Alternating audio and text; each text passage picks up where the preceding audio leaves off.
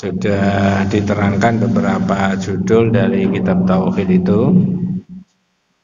Sekarang kita membahas Himayatun Nabi atau Himayatul Mustafa Janabat Tauhid wasaddahu kulla tariqin yusilu ila syirki. Jadi upaya Rasulullah dalam memelihara tauhid dan membendung setiap jalan yang menuju kepada kesyirikan. Orang boleh sependapat dengan ini atau tidak, tapi saya menerangkan menurut apa yang tertulis dalam kitab itu.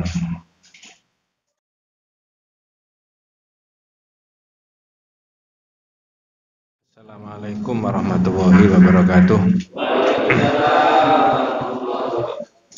Bismillahirrahmanirrahim. Innal hamdalillah nahmaduhu wa nasta'inuhu wa nastaghfiruh wa na'udzu billahi min syururi anfusina wa min sayyiati a'malina. May yahdihillahu fala mudhillalah wa may yudhlil falan tajida lahu waliyyan mursyida. Asyhadu an la ilaha illallah wahdahu la syarikalah wa asyhadu anna Muhammadan abduhu wa rasuluhu la nabiyya ba'dah. Allahumma shalli ala Muhammad wa ala ali Muhammad kama shallaita ala Ibrahim wa ala ali Ibrahim wa barik ala Muhammad wa ala ali Muhammad kama barakta ala Ibrahim wa ala ali Ibrahim fil alamin innaka Hamidum Majid. Amma ba'du. Ma'asyiral muslimin rahimani wa rahimakumullah, usikum wa nafsi bi taqwallahi faqad faza man ittaqa. Ibu-ibu, bapak-bapak, para jamaah rahimakumullah, sudah diterangkan beberapa judul dari kitab Tauhid itu. Sekarang kita membahas Himayatun Nabi atau Himayatul Mustafa Janabat Tauhid wasaddahu kulla tariqin yusilu ila syirki. Jadi upaya Rasulullah dalam memelihara tauhid dan membendung setiap jalan yang menuju kepada kesyirikan. Orang boleh sependapat dengan ini atau tidak, tapi saya menerangkan menurut apa yang tertulis dalam kitab itu. Jadi Himayatul Mustafa itu adalah penulis tauhid ini menyebutkan beberapa keterangan yang caranya Rasulullah itu memelihara tauhid dan membendung setiap jalan yang menuju kepada syirik. Ya.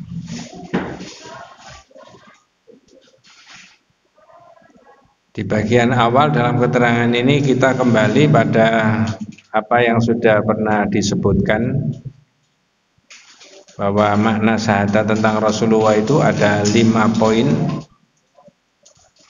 Pertama adalah al-imanu bi annahu mursalun min indillah. Percaya bahwa sesungguhnya Nabi Muhammad itu adalah utusannya Allah. Jadi hakikat kemanusiaannya sama dengan kita semuanya. Kebutuhan biologisnya, kebutuhan sosialnya itu sama dengan manusia pada umumnya. Ya, jangan dikeluarkan Nabi Muhammad dari komunitas manusia. Karena keberadaan Nabi itu sebagai contoh. Makanya reaksinya orang kafir ketika Nabi Muhammad mengaku sebagai Nabi dan Rasul itu adalah salah satunya ma li hadzal rasul ya'kulut ta'am wa yamshi fil aswaq. Ngapain itu Muhammad kok keluar masuk pasar kok makan seperti makanan kita itu. Nah, itu kan sudah sering kita dengarkan itu ayat itu.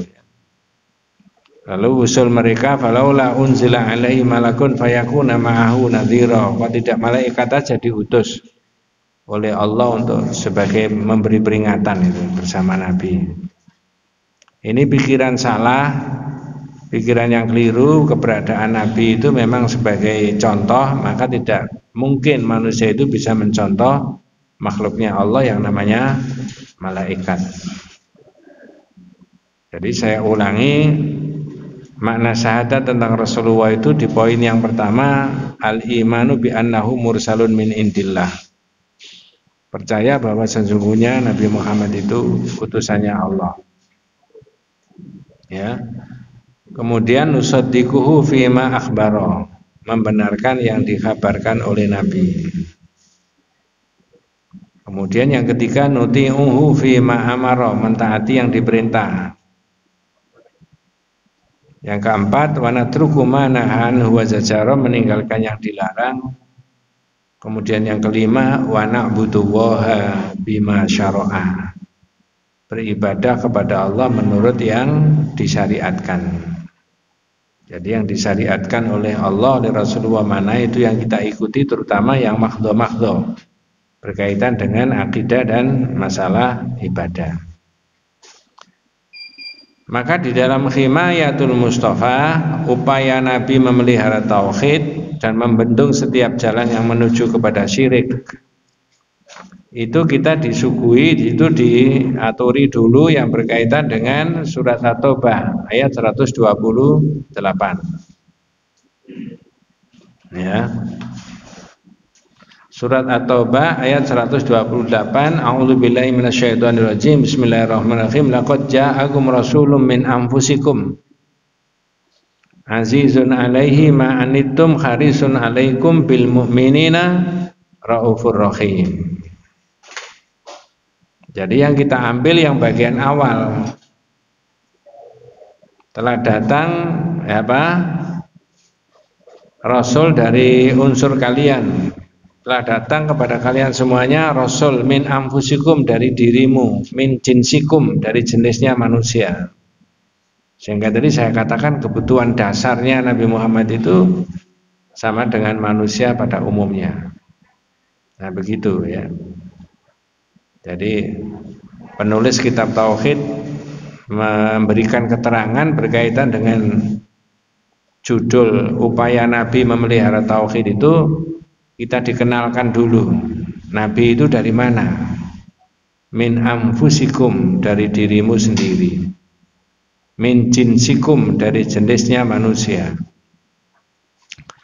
Kalau kita kombinasi ayat ini dengan yang di surat Al-Kahfi yang sering kita baca itu, yang ayat 110, ya, Qul innama ana basyarum mithlukum, itu yang Al-Kahfi ya. Kalau kita Al-Kahfi 110 yang terakhir ya. Katakan Muhammad bahwa sesungguhnya aku ini manusia biasa seperti kamu.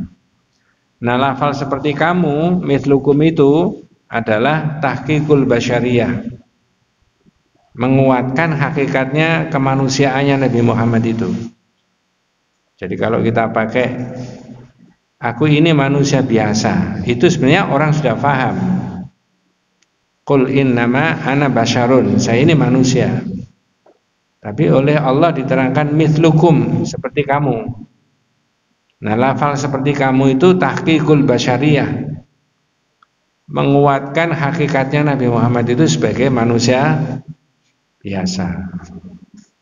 Bedanya apa? Yuha ilayya, saya cuma menerima wahyu. Jadi diistimewakan oleh Allah, diangkat sebagai Nabi dan Rasul itu karena menerima wahyu itu tadi. Ya. Ini suaranya kurang fokus ya. Kurang nyaman ya.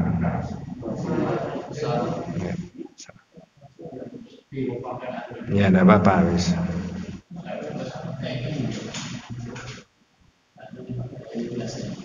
Jadi mithlukum itu tahqiqul basyariyah. Bedanya yuha ilayya, Nabi Muhammad itu menerima wahyu. Annama ilahukum ilahu wahid.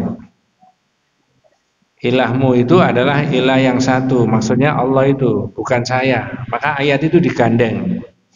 Dalam satu ayat di bagian awal menerangkan tentang hakikatnya Nabi Muhammad, tapi di tengah-tengah menerangkan tentang ilah Allah. Jadi saya ulangi, surat Al-Kahfi yang terakhir itu di bagian awal menerangkan tentang hakikatnya Nabi Muhammad. Tapi kemudian dilanjutkan dengan manusia biasa. Ilahmu itu adalah ilah yang esa, yaitu Allah. Ya. Jadi maksudnya bukan saya yang diilahkan, yang dituhankan, itu loh Allah. Karena saya manusia biasa. Faman kana yarju liqa'a rabbih falyamal amalan sholihan wala yusyrik bi ibadati rabbih ahada. Siapa yang ingin berjumpa dengan Rabbnya, dengan Allah, maka hendaknya ia beramal apa? Soleh. Amal soleh itu amal yang memang sesuai dengan syariat, dan di dalam amal soleh tidak boleh ada syiriknya. Ya, wala yusyrik bi ibadati rabbih ahada. Jadi di bagian awal 10 menit ini menerangkan tentang siapa Nabi, seperti yang sudah disebutkan tadi. Lalu berikutnya menjelaskan bahwa Nabi Muhammad itu keberadaannya dibatasi oleh Allah berkaitan dengan ruang dan waktu. Ya, ketika usia 63 tahun maka Rasulullah wafat. Berarti secara zahir di dunia sudah tidak ada. Ya, dipisahkan firaqul jasadi anir ruh. Pisahnya jasad itu dengan apa? Ruh. Jasadnya dimakamkan di situ di kamarnya, sedangkan ruhnya kembali kepada siapa? Allah Subhanahu wa taala. Ya, sudah nggak bisa dilacak, yang bisa dilacak adalah jasadnya. Semua manusia begitu. Ini menandakan bahwa Nabi Muhammad itu ya seperti manusia pada umumnya itu. Ya. Maka ada cerita, dan itu betul ya, sudah banyak ditulis dalam berbagai kitab tarikh. Ketika Nabi wafat, itu para sahabat sepertinya tidak percaya kalau nabinya apa? Meninggal. Terutama siapa? Umar. Sudah sering kali kita dengarkan, tiba-tiba kemudian ada orang yang namanya Abu Bakar itu masuk di kamarnya Nabi. Kemudian melihat nabinya sudah betul-betul wafat. Apa yang dilakukan Abu Bakar? Jadi jenazahnya Rasulullah itu dibuka, kemudian dicium keningnya, walaupun itu bukan syariat ya. Lalu ditutup kembali. Abu Bakar bilang, ya Rasulullah, ma'atyaba hayyan wa ma'atyaba mayyitan. Nabi, engkau ini hidup mulia, wafat juga mulia. Terus Abu Bakar keluar, dan ini sudah sangat mutawatir itu cerita itu. Dari situlah maka kita bisa mengambil banyak pelajaran. Keluar menyampaikan sambutan atau pidato. Nah, ini harus diperdomani pidatonya Abu Bakar itu, berkaitan dengan selesainya tugas Nabi sebagai Nabi dan Rasul setelah diwafatkan oleh Allah itu. Apa pidatonya Abu Bakar? Ayyuhan nas qad araftum wa qad alimtum bi anna Muhammad qad mata. Wahai sekalian orang, Anda sudah mengetahui semuanya, sesungguhnya Nabi Muhammad itu telah wafat. Man kana ya'budu Muhammad fa inna Muhammad qad mata. Siapa yang menyembah Muhammad, Muhammad telah wafat. Berarti di dalam diri Nabi Muhammad itu tidak ada unsur-unsur rububiyah, juga tidak ada unsur-unsur uluhiyah. Apa maksudnya di dalam diri Nabi Muhammad itu tidak ada unsur-unsur rububiyah dan uluhiyah? Karena unsur rububiyah dan uluhiyah itu hanya di Allah, bukan di Nabi. Tidak satu tetes pun yang berkaitan dengan hak miliknya Allah itu ada di Nabi. Hak apa? Hak untuk diibadahi. Hak apa? Hak untuk menciptakan sesuatu dari tidak ada menjadi ada. Hak apa? Hak untuk mengetahui yang gaib. Hak apa? Hak untuk mengampuni segala dosa. Baik rububiyah maupun uluhiyah, penciptaannya maupun hak untuk diibadahi itu tidak ada pada Nabi. Maka Abu Bakar tadi menandaskan, man kana ya'budu Muhammad fa inna Muhammad qad mata. Siapa yang menyembah Muhammad, Muhammad telah wafat. Ya. Jadi sudah berakhir. Wa man kana ya'budu Allaha fa innallaha hayyun la yamut. Dan siapa yang menyembah Allah, sesungguhnya Allah itu hidup selamanya, tidak akan apa? Wafat.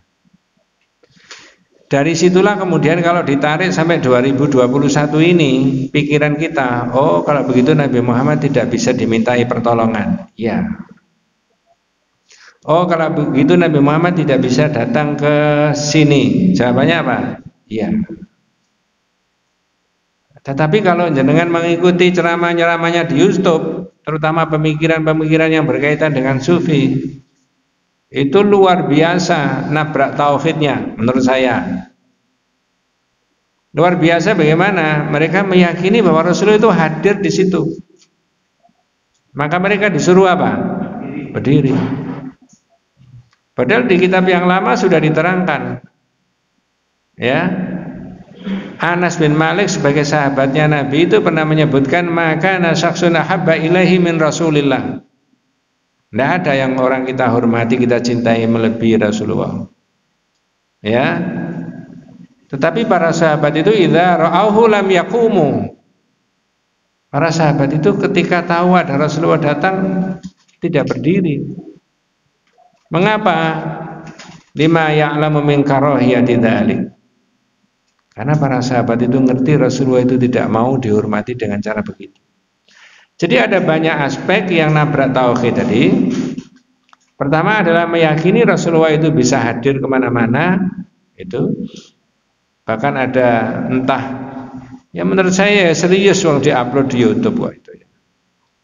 Seorang ustadz dengan yakinnya bahwa Rasulullah itu hadir itu, mereka dengan sepertinya ya apa ya, sepertinya membuat jebakan. Ya, kalau saya agak susah istilahnya ya, kalau salah mohon dibetulkan. Dengan cara apa? Orang sama masjid atau di dalam majelis taklim itu, lalu kanan kirinya majelis taklim itu dikasih pasir, mau pasir. Tapi begitu acara selesai menghormati Rasulullah tadi, ternyata pasir itu ada bekas-bekasnya telapak kakinya Rasulullah SAW. Menurut Pak Ustadz yang cerita di ceramah di YouTube itu, ya bisa dicari itu, jangan cari itu kan ketemu nanti. Makanya saya sering mengatakan pikiran-pikiran teman-teman yang di sufi tadi banyak nabrak yang kaitannya dengan tauhid ini. Yang kita majukan sebagai dalil adalah sikapnya Abu Bakar itu tadi. Abu Bakar ini orang yang menerima pelajaran langsung dari Nabi tentang agamanya. Nah kalau diperbandingkan antara Abu Bakar dengan orang sekarang, kita pedomani Abu Bakarnya. Dengan tegas mengatakan mangkana ya'budu Muhammad fa inna Muhammad qad mata. Siapa yang menyembah Muhammad? Nah, menyembah itu variasinya banyak. Menurut saya pikiran tauhid itu menyembah Nabi Muhammad itu menarik-narik hak-haknya Nabi Muhammad ada di hak-haknya Allah ada di Nabi Muhammad. Seperti yang saya sebutkan tadi. Hak untuk hidup selamanya itu bukan di Nabi Muhammad. Hak untuk mengetahui yang gaib itu bukan ada di Nabi Muhammad. Ya. Hak untuk menghapus dosa itu bukan ada, tapi ada di Allah. Lalu Abu Bakar membaca ayat Al-Qur'an. Kalau kita ada Qur'annya bisa dilihat itu ya. Apa yang dibaca oleh Abu Bakar? Surat Al-Imran ayat 144. Ya. Surat Al-Imran ayat 144. Wa ma Muhammadun illa rasul. Muhammad itu tidak lain cuma apa? Rasul. Qad khalat min qabli rusul. Telah banyak rasul-rasul sebelum Nabi Muhammad. Afa immata au qutila. Apakah andai kata Nabi Muhammad itu mati, meninggal, atau meninggalnya dibunuh orang, inqalabtum ala aqabikum, kamu akan balik menjadi orang kafir kembali. Wa may yanqalib ala aqibai fala yadurru wa syai'a wa sayajzillahu syakirin. Ya.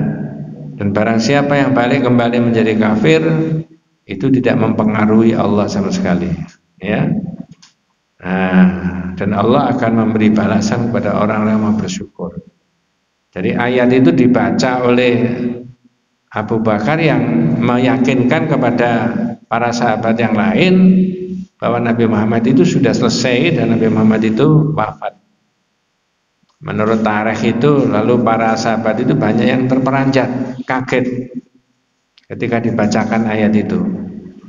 Banyak yang mendatangi Abu Bakar kemudian mengatakan, ya Abu Bakrin, ya Abu Bakrin, ya Abu Bakrin, ka'anni la maqra hadhil ayah. Abu Bakar, saya kok seolah-olah belum pernah baca ayat itu. Surat Al-Imran ayat 144. Nah sekarang pertanyaannya, apa mungkin sahabat belum pernah baca ayat itu? Tidak mungkin. Yang kemungkinannya belum pernah baca ayat itu siapa? Ya sampean ya belum pernah. Iya. Nah inilah ya. Jadi berakhirlah Rasulullah itu dari manusia biasa kembali itu tadi. Ya.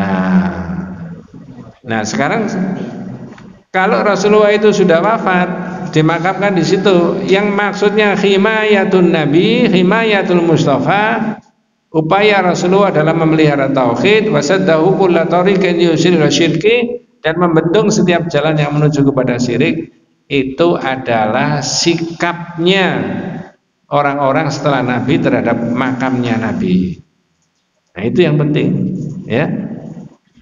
Nah, di dalam kitab itu diterangkan bab 22 kalau jenengan bisa mengikuti. Artinya sahih an Abi Hurairah radhiyallahu anhu qala Rasulullah sallallahu alaihi wasallam la taj'alu buyutakum kuburan. Nah, ini yang sudah sering kali menjadi milik kita itu ya. Jangan jadikan rumahmu seperti apa? Kuburan. Nah, ini kan sudah jelas itu.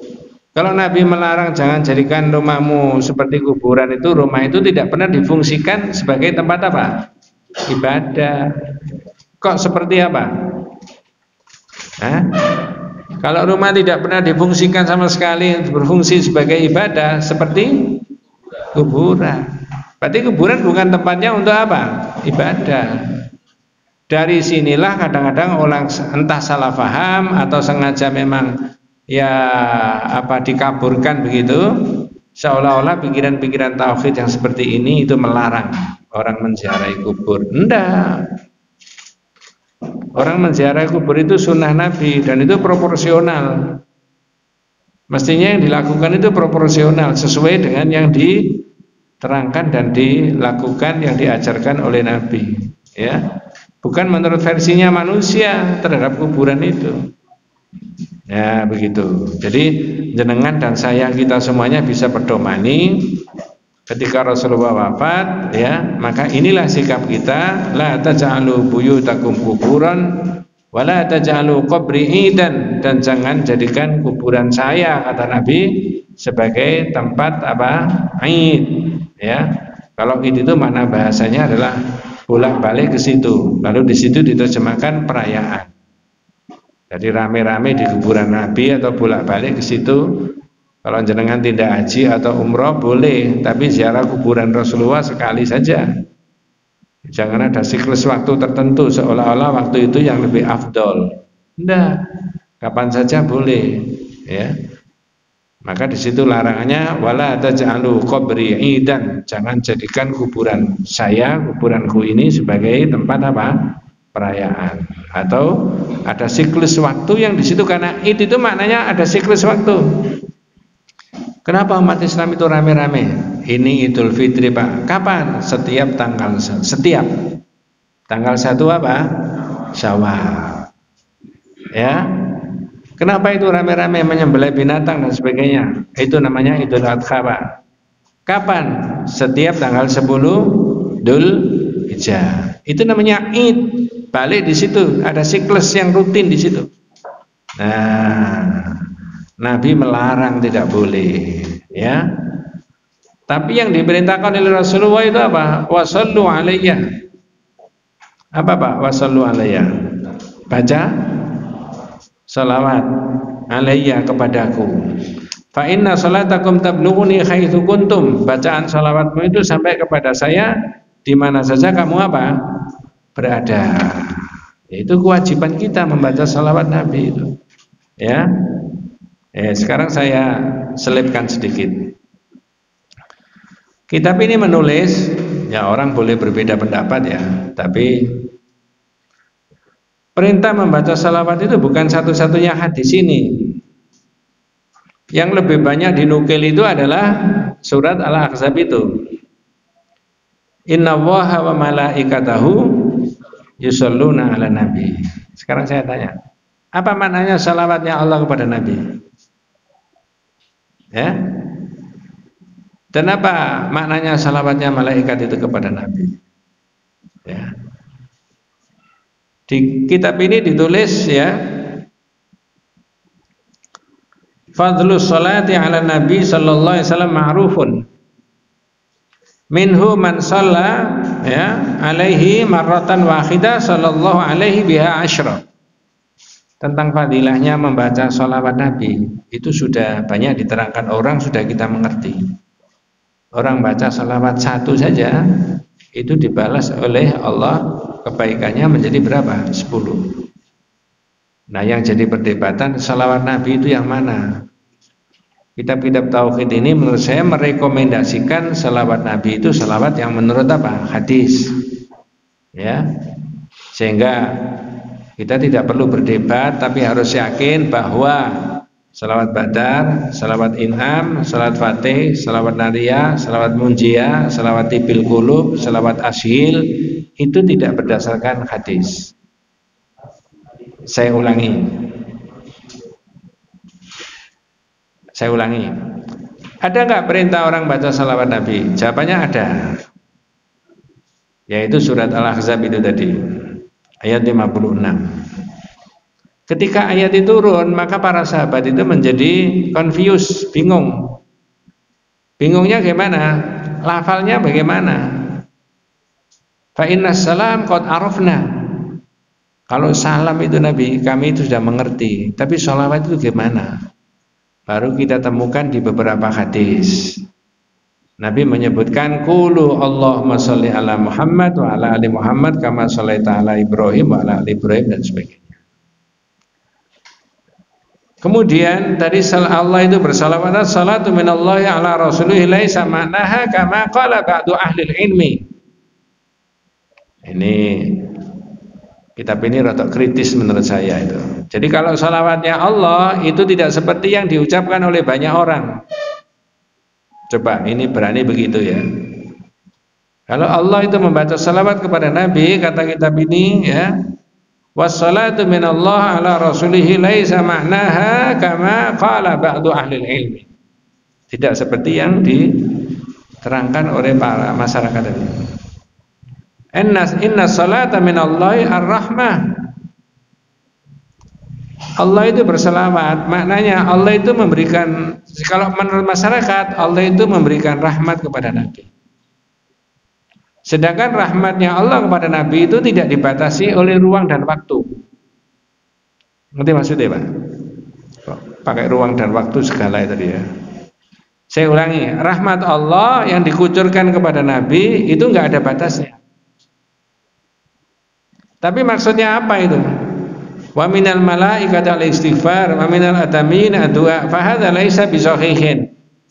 Kalau pikirannya begitu bahwa salawatnya Allah kepada Nabi itu maknanya rahmat, kata kitab ini ya, mudah-mudahan enggak salah paham ya. Itu enggak betul ya. Tapi yang betul apa? Bal inna salatallahi ala mar'i thana'uhu alaihi fil mala'il a'la. Namanya salawatnya Allah kepada Nabi itu thana'uhu alaihi fil mala'il a'la. Memujinya Allah kepada Nabi. Sekarang saya tanya, kalau Allah memuji Nabinya boleh nggak? Halo? Boleh. Wong dipuji-puji di Quran bahwa Nabi itu akhlaknya sangat mulia. Innaka la'ala khuluqin 'adzim. Akhlakmu itu luar biasa Muhammad. Jadi kalau Allah yang memuji, nah kitalah yang tidak boleh karena kesejajaran, kesetaraan sesama manusia itu tadi agak beda. Jadi saya ulangi, kalau salawatnya Allah itu thana'uhu alaihi fil mala'il a'la. Ya. Kemudian ya, kalau manusia yang diperintahkan untuk membaca salawat, kita semuanya itu adalah kita memohonkan kepada Nabi tentang al-istighfar tadi ya. Doa, menyampaikan doa kepada Nabi. Jadi kita mendoakan Nabi itu wabil khusus itu membaca salawat Nabi itu tadi. Khusus untuk Nabi itu kita baca salawat Nabi. Tapi saya pernah terangkan juga yang sudah sering kita dengarkan. Sebenarnya salawatnya umat Islam kepada Nabi itu kandung maknanya dua. Satu adalah bagi umat Islam itu aspeknya ibadah, membaca Allahumma sholli ala Muhammad wa ala ali Muhammad itu. Dan yang kedua adalah kita baca salawat itu meyakinkan iman kita bahwa Nabi Muhammad itu bukan Tuhan. Jadi kita pakai istilah Tuhan aja. Kalau Tuhan tidak berhak dibacakan apa? Doa salawat kepadanya. Di kitab itu bab 53 itu ada ya. Ya. 52. La yuqalu assalamu ala Allah fa innallaha huwas salam. Jangan mengucapkan salam untuk Allah. Nah, jadi karena Allah itu apa? Sumber keselamatan. Jadi saya ulangi bahwa setelah Rasulullah itu wafat, kemudian Nabi berpesan tadi, ya bukan setelah wafat lalu berpesan. Lalu diterangkan di dalam hadis ini Nabi melarang untuk menjadikan rumah-rumah sebagai kuburan, seperti kuburan, dan Nabi melarang tidak boleh menjadikan kuburan Nabi sebagai tempat untuk upacara dan itu. Sekarang kita lanjut tambahan yang ada di hadis itu, bab yang di 22. Hadisnya dari Ali bin Husain radhiyallahu anhu qala. Ali bin Husain. Ali bin Husain itu siapa? Ya kalau paling gampang ya Ali bin Husain, namanya Ali bin Husain ya Ali anaknya Husain, Pak.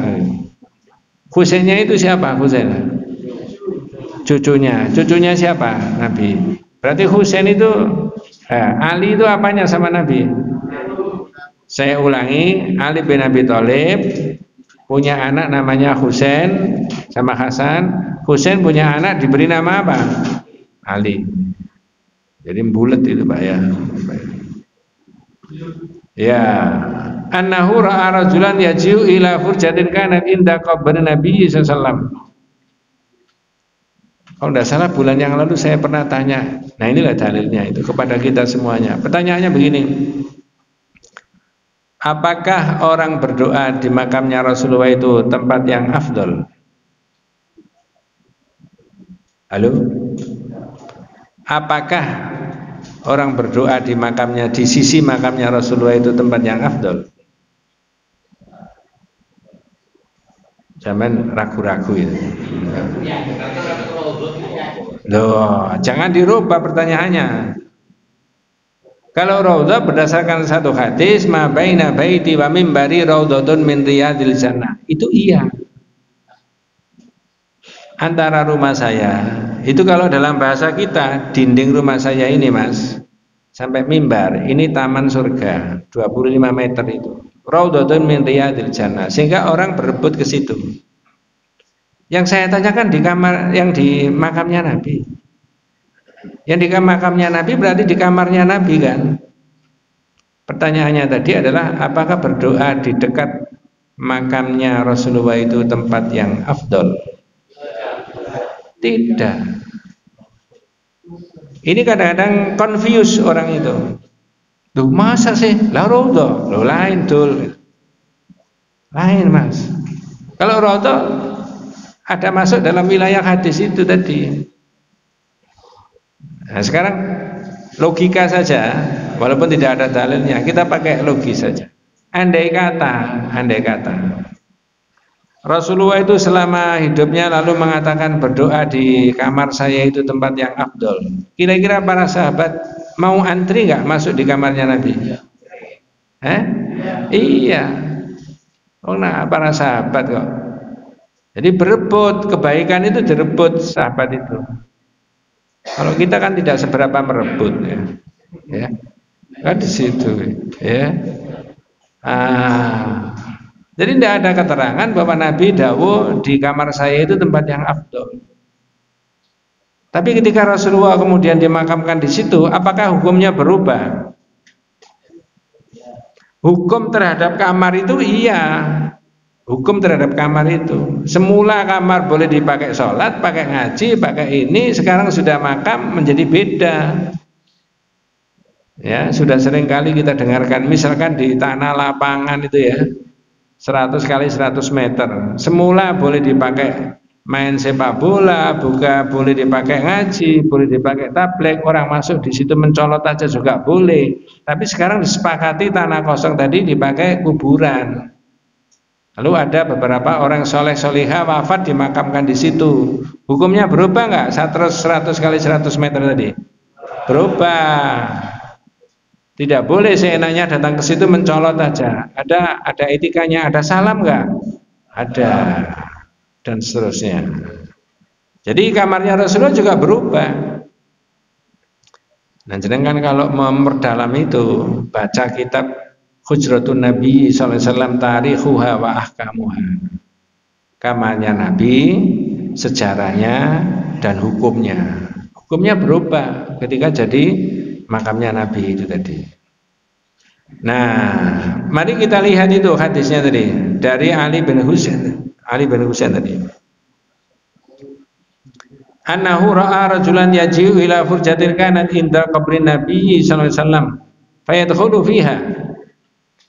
Ali bin Husain melihat ada orang yang datang ke makamnya Rasulullah, lalu orang itu masuk, ya, wa yadkhulu fiha wa yad'u, lalu orang itu berdoa. Berdoanya di mana? Di raudhah apa di makamnya Rasulullah? Panahahu, lalu dicegah, dilarang sama Ali bin Husain. Nah, jadi para sahabat itu kalau ada sesuatu yang tidak baik, tidak benar itu ya ditegur, ya. Waqala, kemudian Ali bin Husain mengatakan, ala uhaddithukum hadis. Pak, sampai mau saya beritahu ada hadis. Sami'tu min abi, saya dengar dari bapak saya. Berarti dari siapa? Husain. An jaddi, dari kakek saya, dari Ali Abi Thalib. An Rasulillah, dari siapa? Rasulullah. Apa hadisnya? La tattakhidhu qabri 'idan, jangan jadikan kuburan saya sebagai tempat perayaan. Wala buyutakum kuburan, dan jangan jadikan kuburan rumahmu sebagai kuburan. Wasallu alayya, baca salawat kepadaku, fa inna taslimakum la yabughuni aina ma kuntum. Bacaan salawatmu itu sampai kepada saya di mana saja kamu berada. Bagaimana caranya salawat itu sampai kepada Rasulullah? Bukan urusan kita. Tapi ada kewajiban kita membaca salawat. Nanti sudah saya sebutkan yang debatable, perdebatan itu salawat yang mana.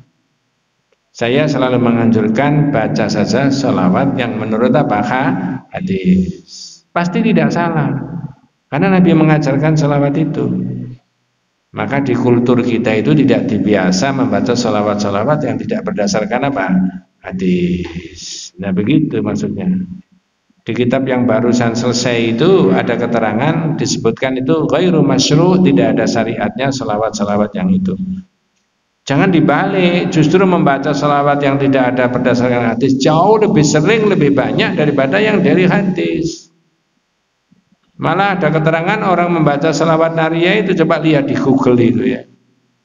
Sekali membaca salawat nariyah itu sama dengan mengkhatamkan Al-Quran 6 kali. Coba. Nah, kalau orang begitu kan lebih baik baca salawat nariyah saja, tidak usah baca Quran. Nilai pahalanya sama dengan itu. Belum lagi dari sisi maknanya salawat nariyah. Wallahu a'lam. Nah, begitu, ya.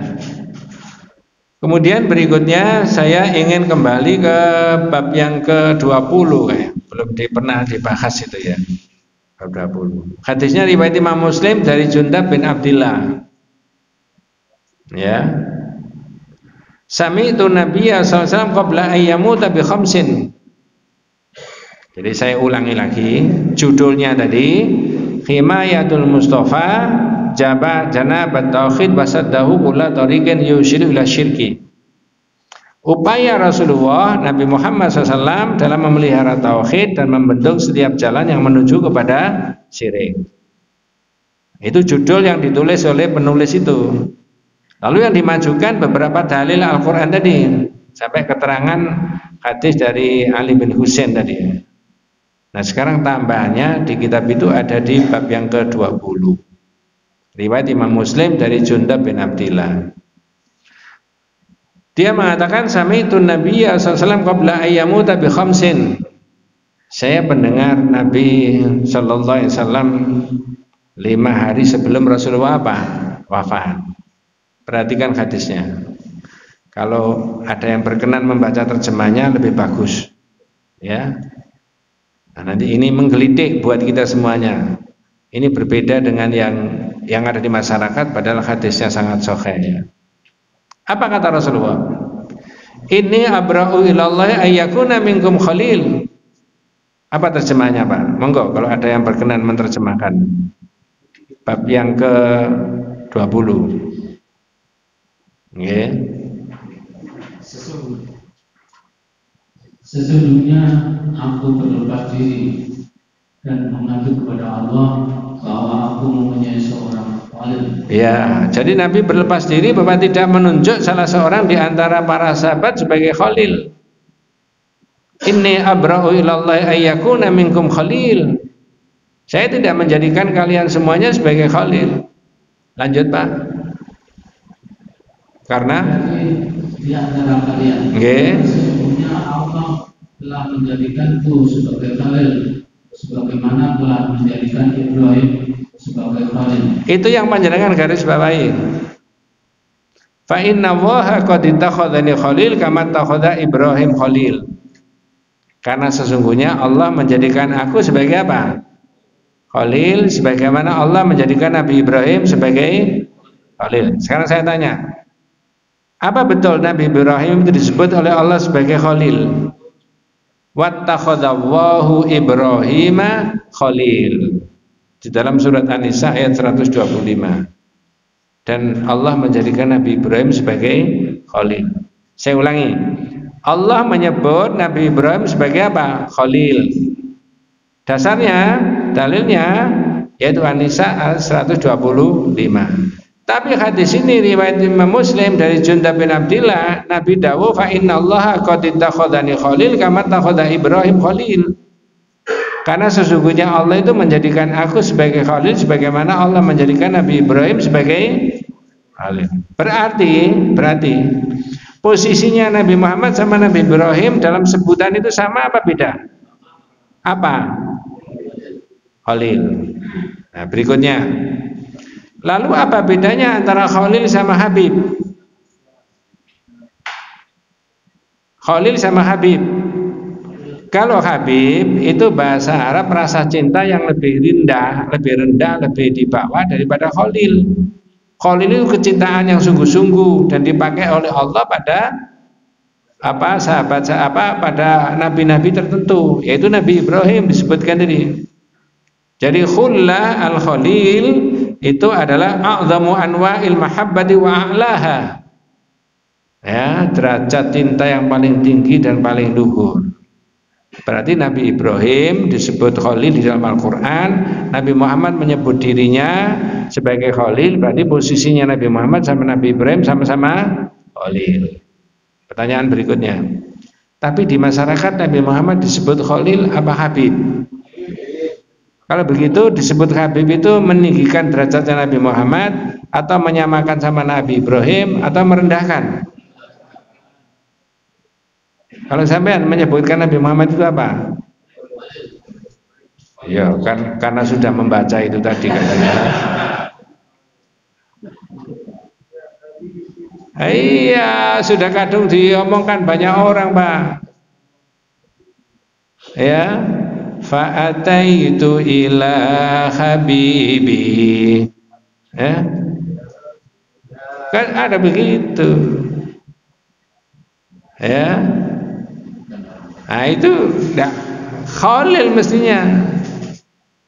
Ya itu kalau orang menasid nyanyian ya terserah orang itu. Tapi kalau kita mau proporsional tentang menyebut Nabi sebagai khalil, ini dasarnya. Saya pernah ditanya orang, lalu orang itu tanyanya rada ngeyel. Loh, bukankah kalau Nabi Ibrahim itu khalil, kalau Nabi Muhammad itu Habib, Ustaz? Saya tanya, mana dasarnya Nabi Muhammad disebut Habib? Kalau khalil ini, bahkan Nabi Muhammad sendiri dawuh, fa innallaha qad ittakhadhani khalil kama ittakhadha Ibrahim khalil. Allah menjadikan saya sebagai khalil sebagaimana Allah menjadikan Nabi Ibrahim, berarti podo. Hanya saja di masyarakat mungkin tidak berdasarkan hadis menyebut Nabi Muhammad itu sebagai Habib. Nah, ya Habib, nah, begitu kan? Habib itu saya menyebut panjenengan, panjenengan menyebut saya itu boleh. Habib boleh. Ini wae ngaji tauhid. Siapa sing ustaz siapa? Habib Najih Ihsan. Nah, itu boleh. Manusia biasa, tapi khalil spesial.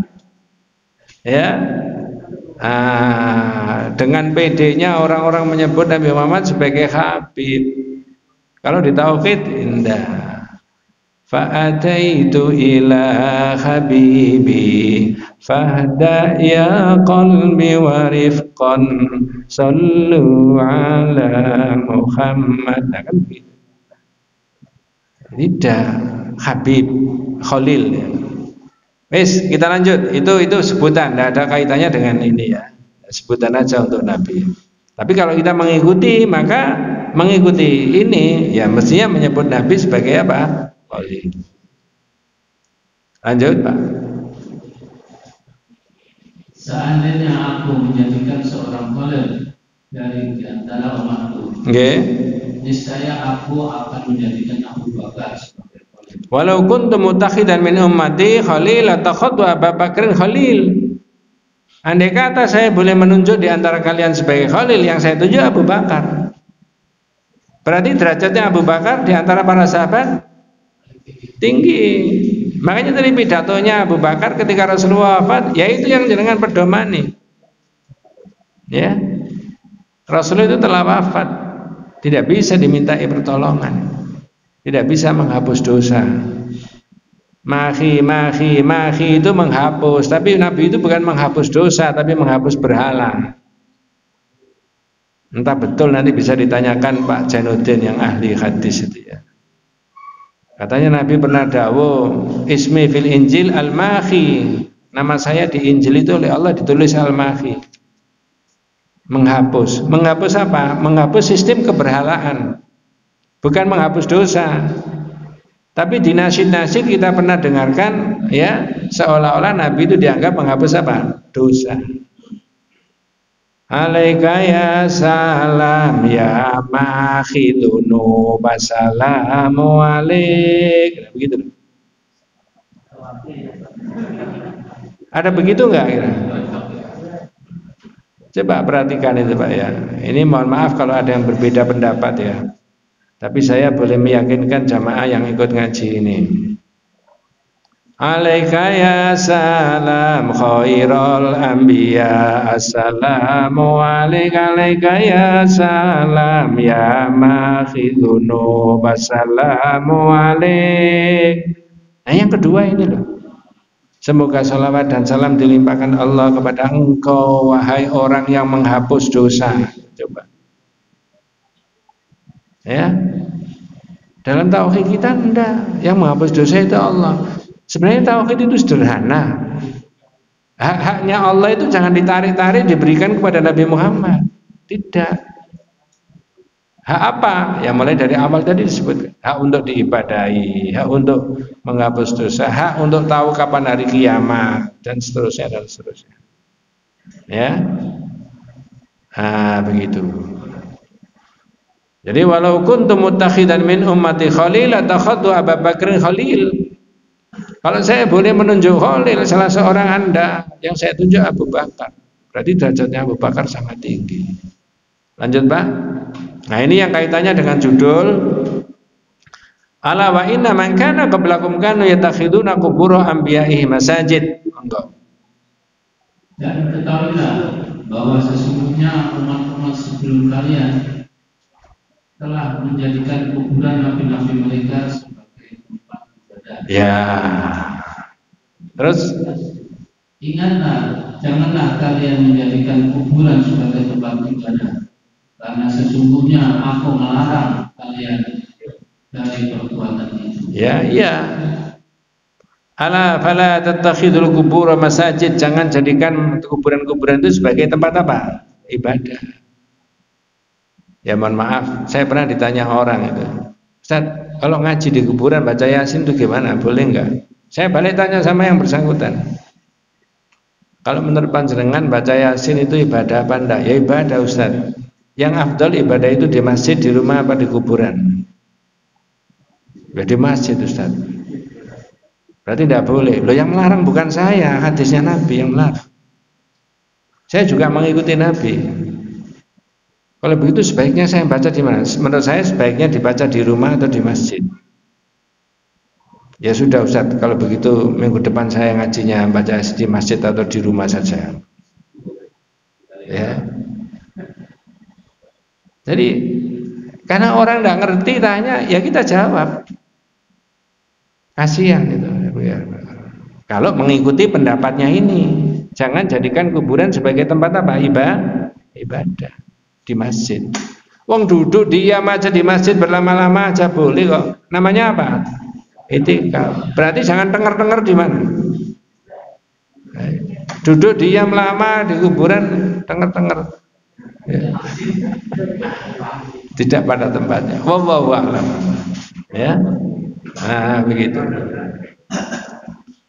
Jadi kembali lagi membahas bab yang ke-22 ini. Nanti 23 itu ba'du hadhihi ummah ya'budul authan. Sebagian dari umat ini masih menyembah berhala. Nanti tugasnya panjenengan itu mencari berhalanya di mana yang bab 23. Coba dilihat judulnya bab 23. Ya. Dari situ panjenengan dan saya punya pemikiran bahwa namanya berhala itu bukan hanya benda padat patung yang disembah-sembah. Ya, bisa macam-macam. Ya. Maja'a anna ba'da hadhil ummah ya'budul awsan. Sebagian dari umat ini masih menyembah apa? Berhala. Ya, begitu. Saya rasa begitu Pak ya. Mudah-mudahan kita semuanya senantiasa diberikan rahmat barokah hidayah Allah Subhanahu wa taala. Hadanallahu wa iyyakum ajmain. Kita tutup dengan doa kafaratul majlis. Subhanakallahumma wa bihamdika asyhadu an la ilaha illa anta astaghfiruka wa atubu ilaik. Assalamualaikum warahmatullahi wabarakatuh. Ya, sehubungan dengan keterangan tadi kan atau konfus terhadap Nabi. Iya. Nabi itu bukan orang yang syahid. Iya. Nggih bener, Pak. Iya. Ayatnya adalah tahsabanal ladzina qutilu fi sabilillahi amwat bal hum ahya inda rabbihim yurzaqun. Jangan dikira orang yang mati saat itu mati, mereka itu masih hidup. Ayatnya tidak salah, benar. Tapi kalau diterapkan kemudian karena Nabi itu masih hidup lalu minta pertolongan kepada Nabi, itu yang tidak tepat. Tidak tepatnya bagaimana? Nabi itu hidup dalam makna rohani di sisinya Allah. Tapi secara jasmani sudah wafat. Namun demikian, dalam bahasa kita hakikatnya menurut Abu Bakar tadi menyebutkan bahwa Nabi itu meninggal. Jangan menyembah kepada Nabi. Yang berikutnya lagi, tidak satu pun kita temukan para sahabat kemudian minta pertolongan ke Nabi setelah Nabi itu wafat. Sedangkan insya Allah jelas para sahabat itu jauh pemahaman agamanya lebih baik daripada kita. Ayat itu sering ditanyakan itu di mana-mana. Lalu katanya Nabi itu masih hidup. Betul, ayatnya itu. Jangan mengira orang mati syahid itu mereka itu mati, mereka itu masih hidup. Tapi masih hidup kan tidak maknanya untuk dimintai pertolongan. Atau tidak maknanya kemudian supaya menyampaikan sesuatu kepada Allah. Karena seperti itu tidak pernah dilakukan oleh para sahabat. Sedangkan para sahabat itu diakui oleh Nabi adalah generasi yang paling baik. Khairu ummati qarni tsummal ladzina yalunahum tsummal ladzina yalunahum tsummal ladzina yalunahum. Sebaik-baik umatku ya zamanku ini. Lah perilakunya sahabat tidak ada yang begitu. Ya sudah kita ikuti itu. Hidup di mana? Di sisi Allah. Dalam kehidupan sehari-hari manusia sudah selesai wafat. Besok akan diketemukan lagi sama Allah. Banyak Pak sebenarnya argumentasi yang begitu-begitu. Jadi ayatnya tepat, tapi menurut saya, mohon maaf ya, pengeterapannya yang tidak tepat. Tidak di situ. Ya. Ada satu lagi yang kaitannya dengan wasilah, dulu sudah saya terangkan di bab yang ke-6 itu. Ada orang datang ke makamnya Rasulullah, kemudian orang itu mengatakan, ya assalamualaikum ya Rasulullah. Ya Rasulullah, sami'tu wa yaqul, saya mendengarkan Allah dawuh, ya, bahwa apa itu?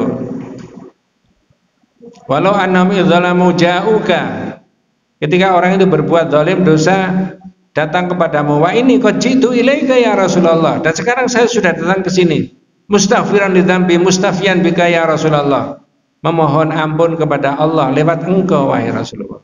Karena ada ayatnya, tapi pengeterapannya salah. Ternyata ayat itu maknanya menurut mufassir ketika Rasulullah masih hidup, sehingga tidak bisa dilakukan ketika Rasulullah sudah wafat. Dari mana kita mengetahui ketika Rasulullah masih hidup? Ayat itu mengatakan, walau annam idzalamu ja'uka. Idzalamu itu maknanya qad madha, sesuatu yang sudah lewat, bukan idza dzalamu. Kalau idza dzalamu kapan saja, anytime. Tapi bahasanya idzalamu. Jadi kalau idzalamu itu sudah lewat. Jadi ini persoalan yang berbeda, tapi pengeterapannya ayatnya benar. Al-Baqarah tadi Allah itu, Rasulullah itu hidup tidak benar, tapi diterapkan untuk momen yang seperti itu lalu diminta pertolongan, ini yang tidak tepat. Wallahu a'lam. Begitu Bang ya? Ya, barakallah. Kita tutup dengan doa kafaratul majlis. Subhanakallahumma bihamdika asyhadu an la ilaha illa anta astaghfiruka wa atubu ilaik. Assalamualaikum warahmatullahi wabarakatuh.